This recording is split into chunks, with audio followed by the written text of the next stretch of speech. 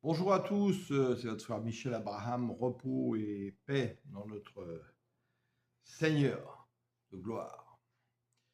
Et je viens vous apporter un témoignage ce matin.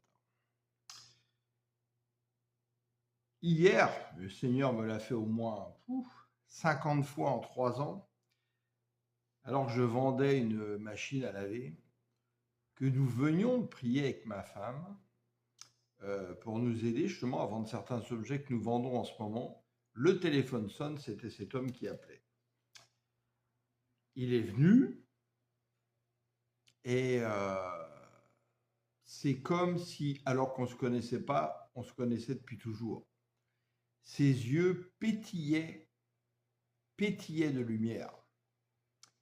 Et on a commencé à parler de Jésus, parce que Dieu, justement, est le maître du temps et des circonstances. Il est en train de réunir son troupeau, qui bien souvent ne se trouve pas aujourd'hui dans les églises des hommes. Beaucoup sont même sortis des églises des hommes fatigués d'entendre des faux évangiles, des faux esprits, des faux Jésus. Et cet homme a vu sa vie depuis le Covid, comme beaucoup, totalement transformée en positif. Oui, je répandrai mon esprit sur toute chair. Amen. Alléluia. Et vous voyez, quand j'ai été baptisé du Saint-Esprit dans une église baptiste en 2020, ceux qui ont pris la liberté de le faire se sont fait démonter par les gens de l'église. Et quand j'ai reçu le baptême du Saint-Esprit, alors que je n'étais pas encore passé par les eaux, je n'ai pas reçu le parler en langue, c'est 2 années plus tard, et encore une 3e année après, où je suis passé par le baptême de repentance et le baptême des eaux.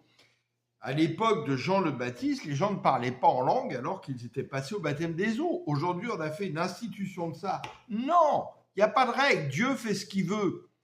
Et comment on peut avoir la conviction d'aller au baptême si on n'est pas touché déjà par le Saint-Esprit qui lui donne cette conviction dans le cœur? Donc souvent, le Seigneur, en fait, vous a déjà baptisé du feu du Saint-Esprit. Les gens commençaient à parler en langue quand Christ est mort, ressuscité, élevé à la droite du ciel et qu'il a fait ce qu'il avait dit. Je vous enverrai le conducteur, le défenseur, il prendra tout ce qui est à moi et vous le donnera.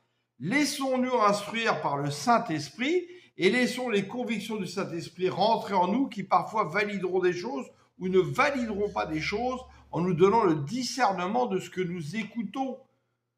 Renouvelons dans notre intelligence, dans la sagesse de Christ. Alléluia. Stéphane, je te fais un coucou si tu m'entends. Tu as apporté de la lumière dans ma vie hier. Amen. Merci Seigneur Jésus.